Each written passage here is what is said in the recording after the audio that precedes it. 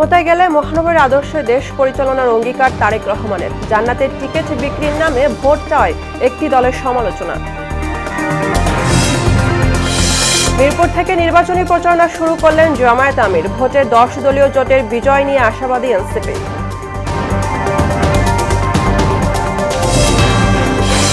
এবারে নির্বাচনে কোটিপতি প্রার্থী প্রায় 900, শতকোটির মালিক 27 জন। শপথের তথ্য গোপনে হতাশ টিআইবি। এবং ভারতে বিশ্বকাপ না খেলার সিদ্ধান্তে অটল বাংলাদেশ। আইসিসির পক্ষ থেকে ভেন্যু পরিবর্তনের প্রত্যাশা ক্রীড়া উপদেষ্টার।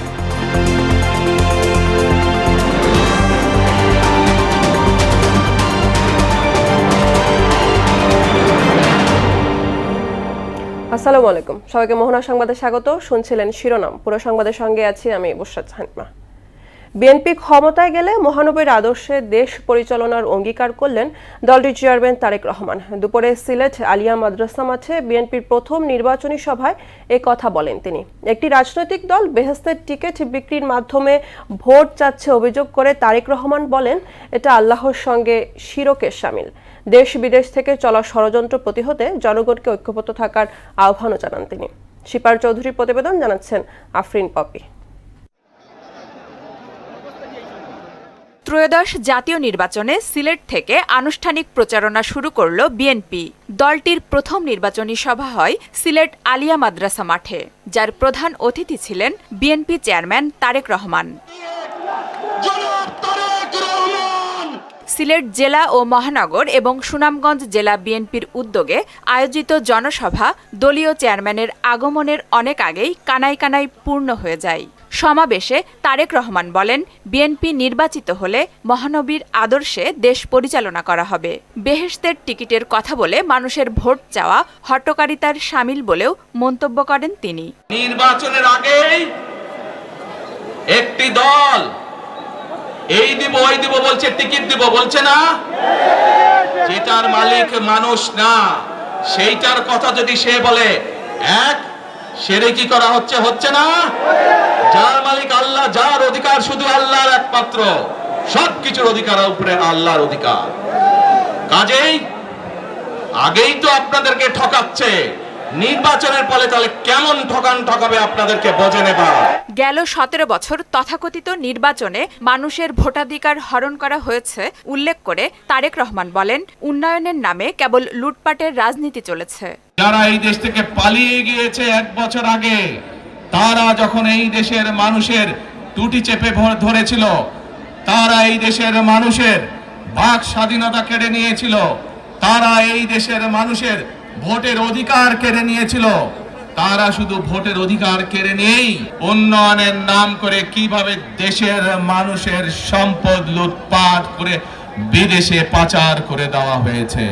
আগামীতে সরকার গঠন করতে পারলে দেশকে স্বাবলম্বী করার প্রতিশ্রুতিও দেন বিএনপি চেয়ারম্যান। আমার লক্ষ লক্ষ ভাই বোনেরা বেকার হয়ে বসে আছে, আমরা তাদেরকে বেকার রাখতে চাই না।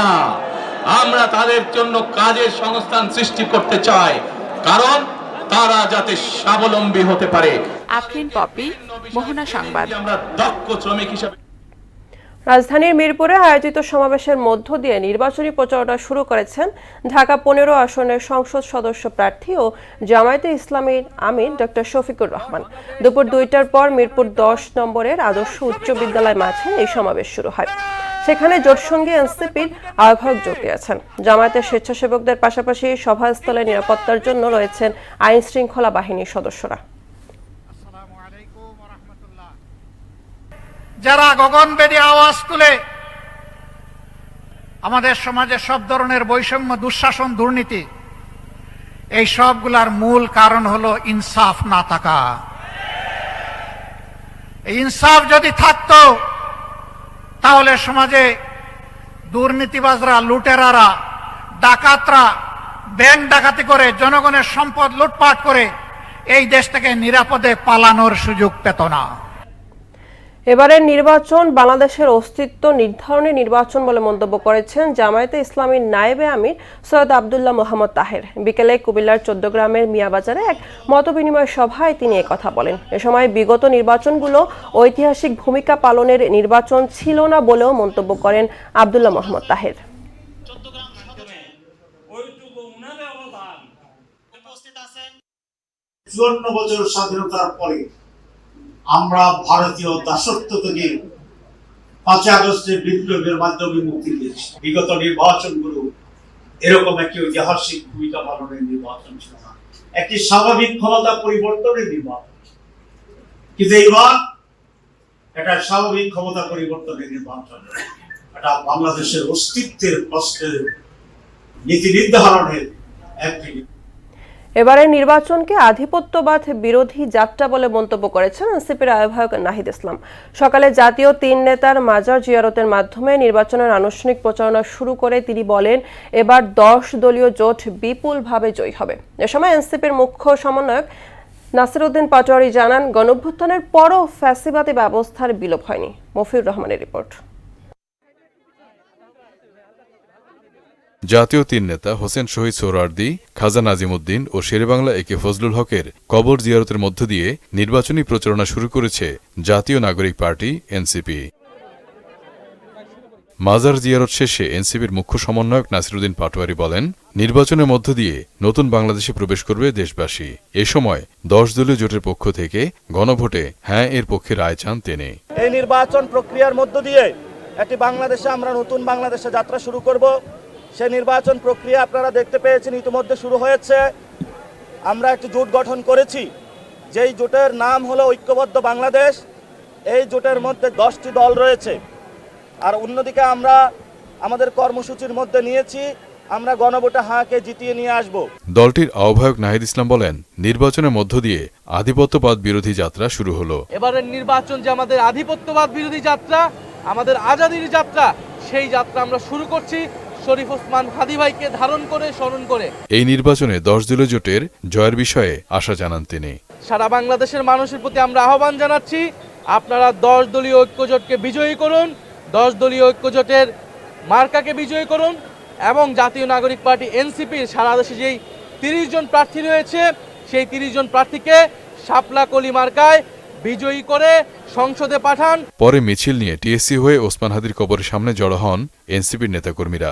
সেখানে হাদীর কবরও জিয়ারত করেন দলের কেন্দ্রীয় নেতারা। এরপর গণসংযোগের জন্য রাজধানীর বিভিন্ন এলাকায় যান এনসিপি নেতারা। মফিউর রহমান, মোহনা সংবাদ, ঢাকা। একটি ইসলামী দল ঘরে ঘরে গিয়ে জাতীয় পরিচয়পত্র ও মোবাইল নাম্বার সংগ্রহ করছে অভিযোগ করে তাদের বিরুদ্ধে ব্যবস্থা নিতে ইসির প্রতি অনুরোধ জানিয়েছেন ঢাকার 16 আসনের ধানের শীষের প্রার্থী আমিনুল হক। দলটি নির্বাচিত হওয়ার আগেই মিথ্যাচারের মাধ্যমে জনগণের সঙ্গে প্রতারণা করছে বলে অভিযোগ করেন তিনি। সকালে রাজধানী পল্লবীতে আনুষ্ঠানিকভাবে প্রচারণার প্রথম দিনেই ধানের শীষের পক্ষে ব্যাপক সাড়া পাচ্ছে জানিয়ে বিপুল ভোটে নির্বাচিত হওয়ার আশা জানান আমিনুল হক। আরও জানাচ্ছেন হুমায়ুন কবির। রাজধানীতে উৎসবমুখর পরিবেশে ধানের শীষের প্রচারণা নেমেছেন বিএনপির প্রার্থীরা। তাদের সাথে যোগ দিয়েছেন বিএনপির বিভিন্ন পর্যায়ে নেতাকর্মী ও সমর্থকরা। রাজধানীর পল্লবীতে প্রচারণা নামেন ঢাকা 16 আসনের ধানের শীষের প্রার্থী আমিনুল হক। এই সময় তিনি পাড়া মহল্লা সহ বিভিন্ন গুরুত্বপূর্ণ সড়কে সাধারণ মানুষের কাছে ধানের শীষের পক্ষে ভোট প্রার্থনা করেন। দীর্ঘ 17 বছর পর উৎসবমুখর পরিবেশে ভোটের প্রচারণায় অংশ নিতে পেরে খুশি দলের নেতাকর্মীরা। ওনার আচার ব্যবহার কথাবার্তা মানবিক কর্মকাণ্ডের কারণে মানুষ আশ্বস্ত হয়েছে যে না, উনি একটি ভালো লোক, ওনাকে নির্বাচিত করলে এলাকার উন্নয়ন হবে। এত বছর অনেকে ভোট দিতে পারেন না, বাট আমরা আশাবাদী যে ওই দিন আর নাই, আমাদের ওই দিন আমার পিছিয়ে চলে গেছে। আগামী দিনে জনগণই সিদ্ধান্ত নেবে কারা তাদের জনপ্রতিনিধি হবে। তারুণ্যের প্রথম ভোটটা অন্তত আমরা ধানের শীষের পক্ষে দেওয়ার জন্য উদ্যত আহ্বান জানাচ্ছি দেশবাসীকে। দুঃসময় যারা সাধারণ মানুষের পাশে ছিল তাদেরকে ভোটাররা বেছে নেবেন বলে জানান তারা। আমরা ভালো প্রার্থী চাই এবং সৎ যোগ্য প্রার্থী চাই।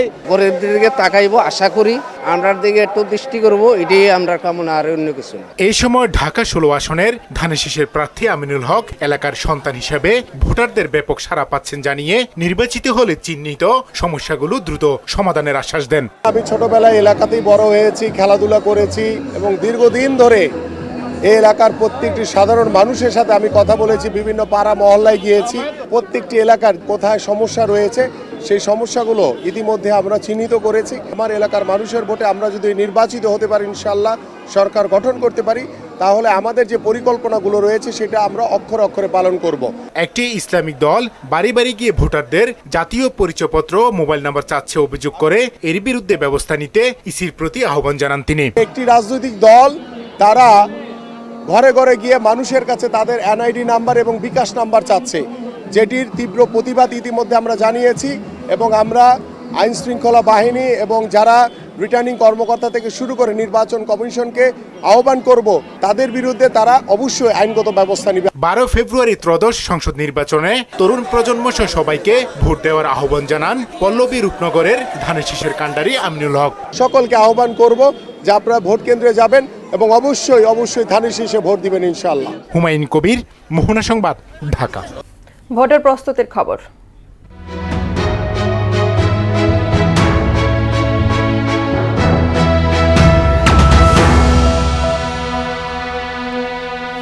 জাতীয় নির্বাচনের দামাজল নিয়ে আমাদের বিশেষ আয়োজন ভোটের মোহনায়।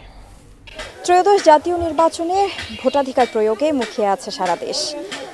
এমনকি এই ভোটাধিকার প্রয়োগের জন্য যে আলোচনার প্রয়োজন, কে হবে আগামী বাংলাদেশের জনপ্রতিনিধি, তাদের কাছে কী বা প্রত্যাশা করছেন জনগণ, সেই আলোচনা কিন্তু চলছে সর্বত্রই। চায়ের আড্ডা থেকে শুরু করে অফিস আদালত সবখানেই এই আড্ডায় এখন মুখর। আর আজকেও ঠিক এই ধরনের আলোচনা এবং জনপ্রতিনিধিদের কাছে আসন্ন যে প্রত্যাশা, সেগুলোর গল্পই শুনবো সাধারণের কাছে।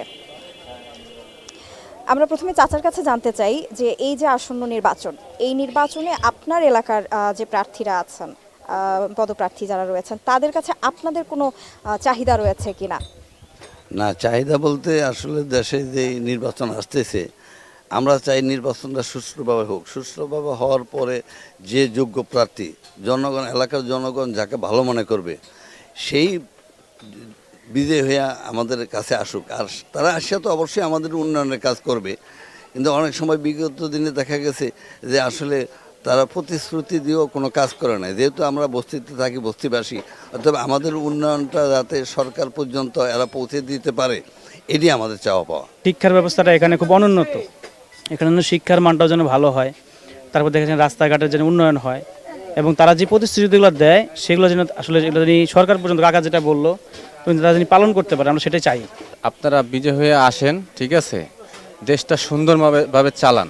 আমরা সাধারণ জনগণ মোটামুটি কাজকাম করে যাতে সবার সংসারটা নিয়ন্ত্রণ করে চালাইতে পারি, আপনারা সেইভাবেই কাজকাম করেন, ঠিক আছে, এইটাই আপনাদের কাছে চাওয়া। যে আসুক, আপনি ভালো একজন মানুষ মানে নির্বাচিত হয়ে আসুক, এসে দেশের যাতে ভালো সৎভাবে উন্নয়নের কাজ করুক, এটি তো আমরা গরিবের পশ্চাতা। আমাদের বিশ্বাস যে আগামীতে যেই সরকারি আসুক, ইনশাল্লাহ দুর্নীতিটা কন্ট্রোল করবে এবং আগামী বাংলাদেশ সুন্দর হবে। আমাদের এই ভবিষ্যৎ জেনারেশনের জন্য বাংলাদেশটা হবে সুন্দর একটা বাংলাদেশ, এটা আমাদের প্রত্যাশা আগামীর যে সরকারের কাছে।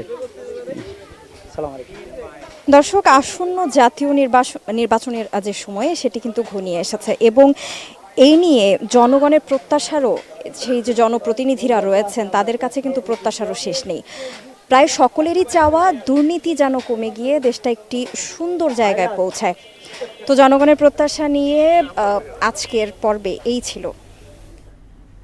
ত্রয়োদশ জাতীয় নির্বাচনে কোটিপতি প্রার্থীর সংখ্যা 891, শতকোটির মালিক 27 জন। সকালে ধানমন্ডিতে নির্বাচনী হলফনামায় প্রার্থী পরিচিতি শীর্ষক টিআইবির প্রতিবেদনে উঠে আসে এমন তথ্য। সংস্থাটি বলছে, সম্পদ এবং দ্বৈত নাগরিকত্বের তথ্য গোপন থেকেছে ভয়াবহভাবে। এসব অসঙ্গতি ভোটারদের সঙ্গে রীতিমতো প্রতারণার শামিল বলেন জানান টিআইবি নির্বাহী পরিচালক ডক্টর ইফতেখারুজ্জামান। নারী প্রার্থীর সংখ্যা নিয়েও উদ্বেগ প্রকাশ করেন তিনি। মনিরুল ইসলামের প্রতিবেদন।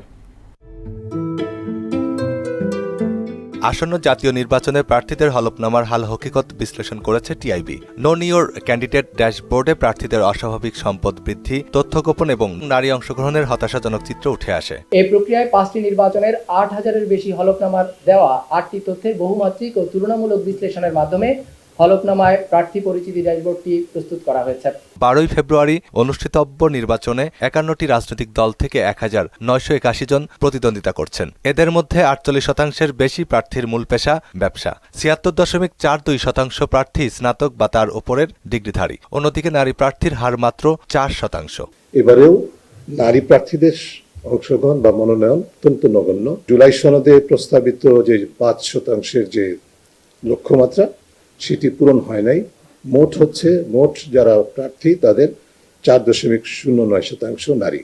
এবারে বেড়েছে কোটিপতির সংখ্যা। এই সংখ্যা 891 জন, যাদের মধ্যে 100 কোটি টাকার উপর সম্পদ রয়েছে 27 জনের। শীর্ষ 3 ধনী প্রার্থী হলেন আমিনুল ইসলাম, এস.এ.কে একরামুজ্জামান এবং গোলাম মোহাম্মদ সিরাজ।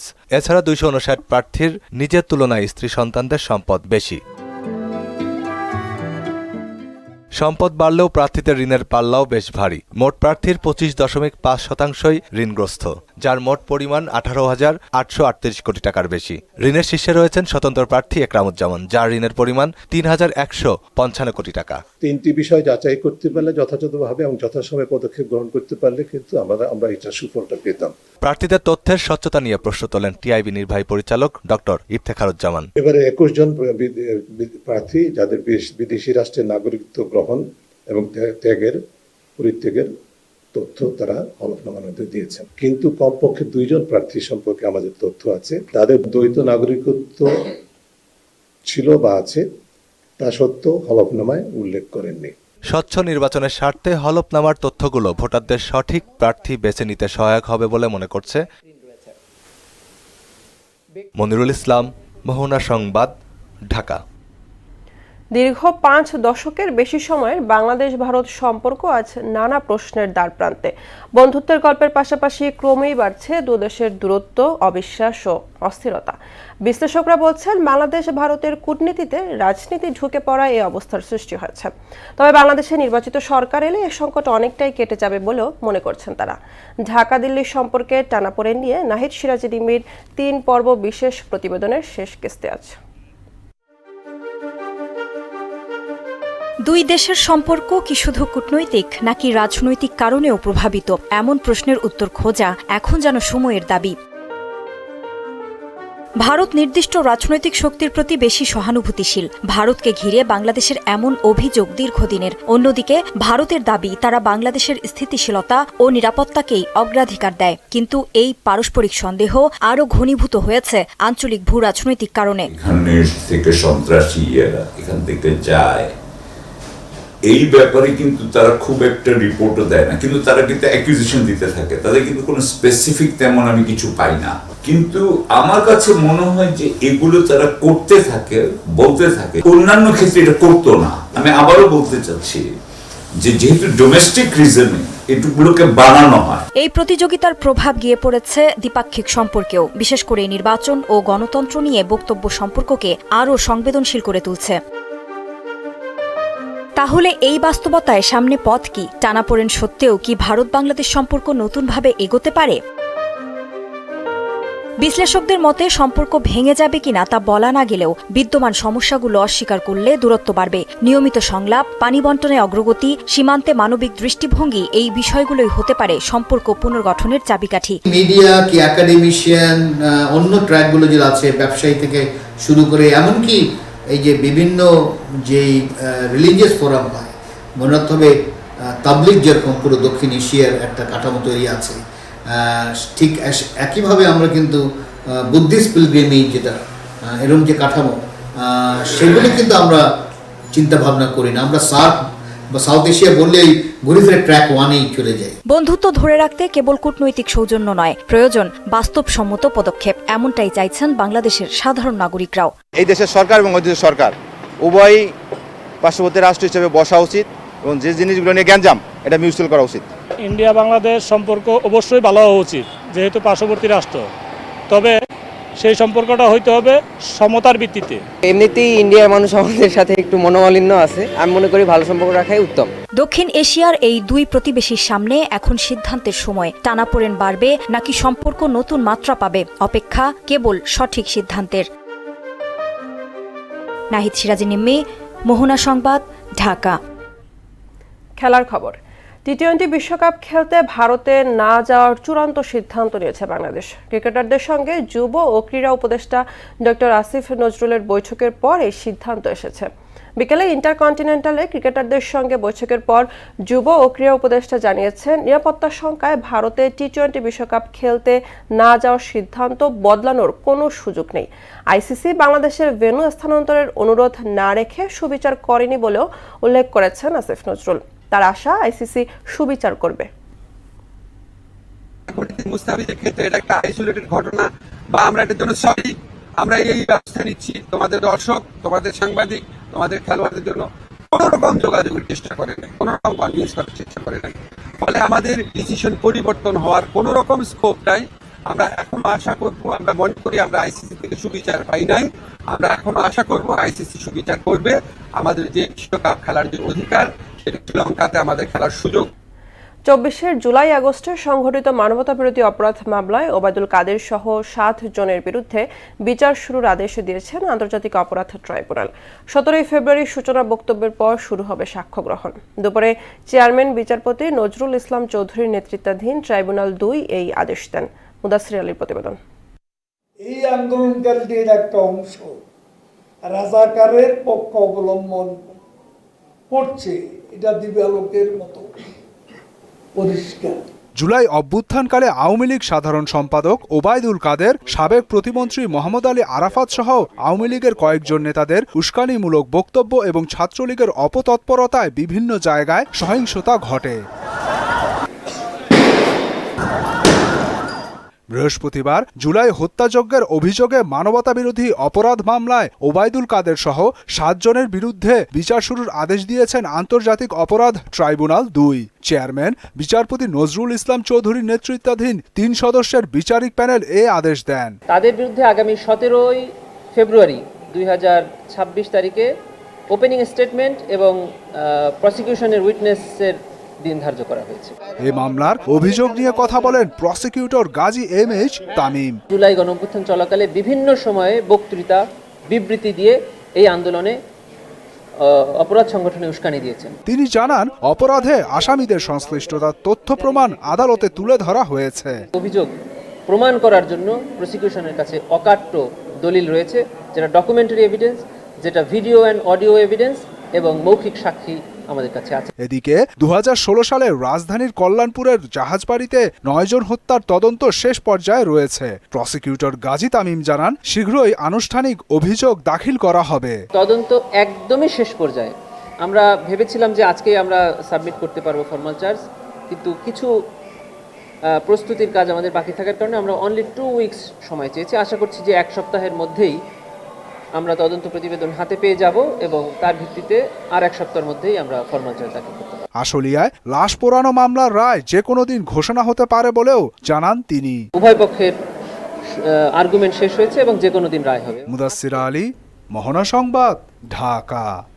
শেষ করব মোহনা সংবাদ, যাবার আগে শিরোনামগুলো আরো একবার।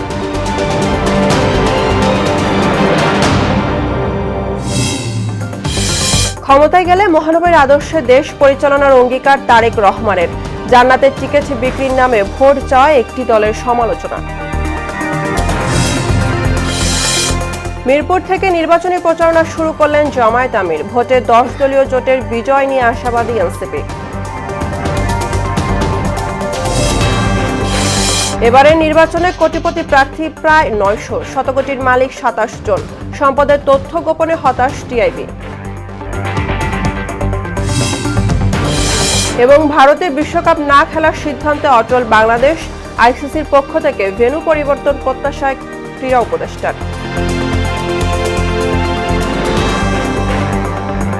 এই ছিল মোহনা সংবাদে। পরবর্তী সংবাদ রাত 9টায়। এর আগে সন্ধ্যা 7টায় দেখবেন সংবাদ এক নজরে। মোহনার সবশেষ খবর জানতে ভিজিট করুন www.mohana.tv। সংবাদ দেখতে পান ফেসবুক, ইউটিউবে। এতক্ষণ সঙ্গে থাকার জন্য ধন্যবাদ।